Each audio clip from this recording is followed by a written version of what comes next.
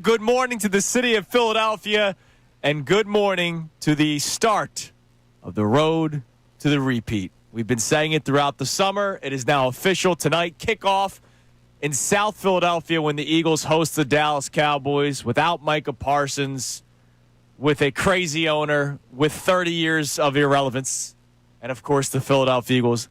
Plenty of relevancy around the NFL, considering that they won the Super Bowl last year and are very much in a position to be able to try to do that again this season. John. Let's try. Tonight is the, as you say, is the first step along the way. The first potential roadblock in their way tonight, the Dallas Cowboys.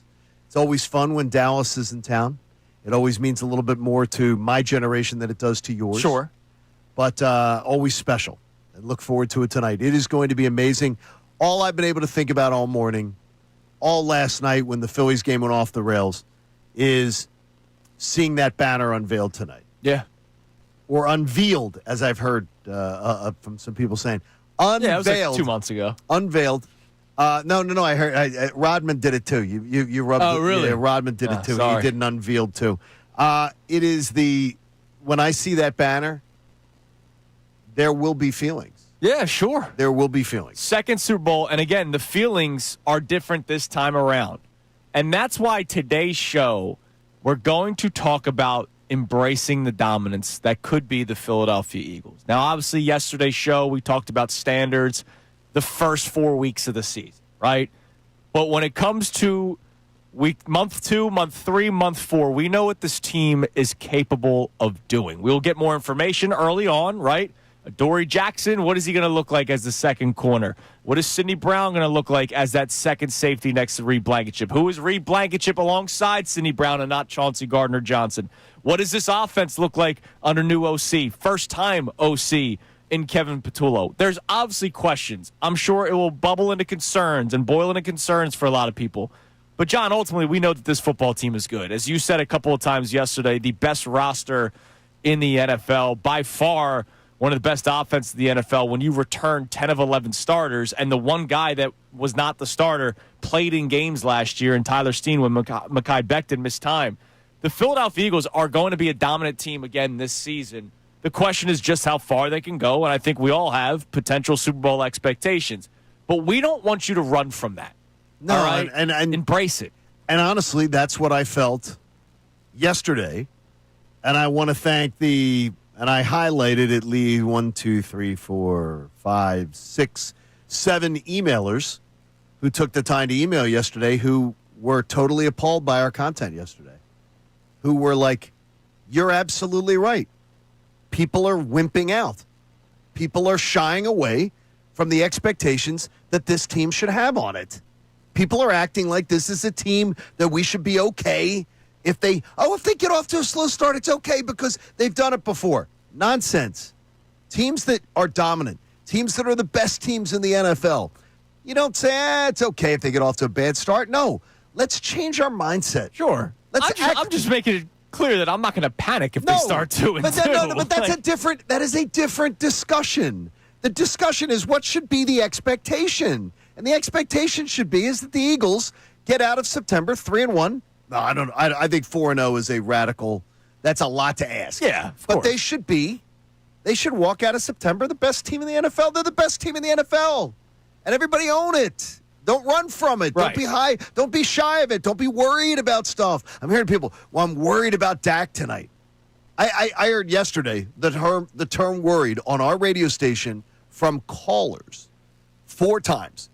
When I'm driving around, I'm doing some errands, and I honestly, my head's scratching. Yeah, the term if you're worried does about the not Cowboys, come to my mind. If you're worried about the Cowboys, I know you're not. No, I don't think Connor is either. Maybe the term test, because I do think it's a good test for the new look secondary against CeeDee Lamb, George Pickens, Jake Ferguson, their tight end.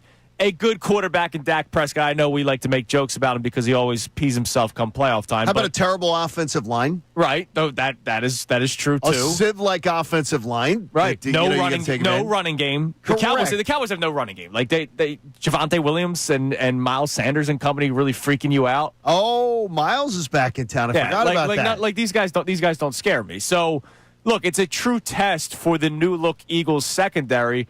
But then you go to the other side of the ball. The Dallas Cowboys have some players on defense, but their number one player is no longer in their organization. Their number one player is in Green Bay now, Micah Parsons. And so I'm sitting here wondering, who's the guy on the Dallas Cowboys defense that's going to slow down this Eagles offense?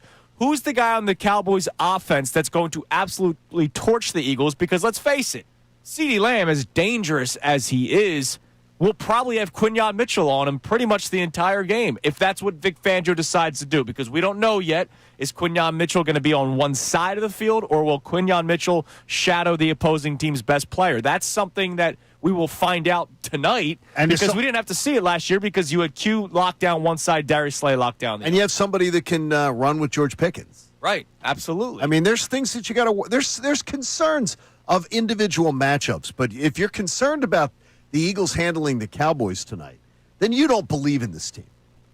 If you're concerned about this being a game that can the Eagles handle the Cowboys, then you don't believe they're going to a Super Bowl. You don't believe they're going to repeat. You may not believe that they have the best roster in the NFL, because this is a game tonight that it should just be a matter of how much do they win by.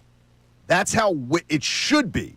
Whether it is or not, we're going to find out. And it's going to be up to Kevin Petullo. Yeah. And how many points they put on the board. That is a concern that I have. Not a fear, but I'm very excited to see Kevin Petullo and your look at this concerns offense. could wash away come halftime. Like, And it very you could well say, could. wow, this guy has a handle on what he's doing on the sideline. They look slick. Yeah, and maybe the passing offense looks a little bit more, I don't know, creative, crisp. Like who knows? Like, that's one of the reasons I got a gentleman at the gym yesterday. I'm sorry, I'm drawing a blank on your name, but I did write it down. I'll go find it.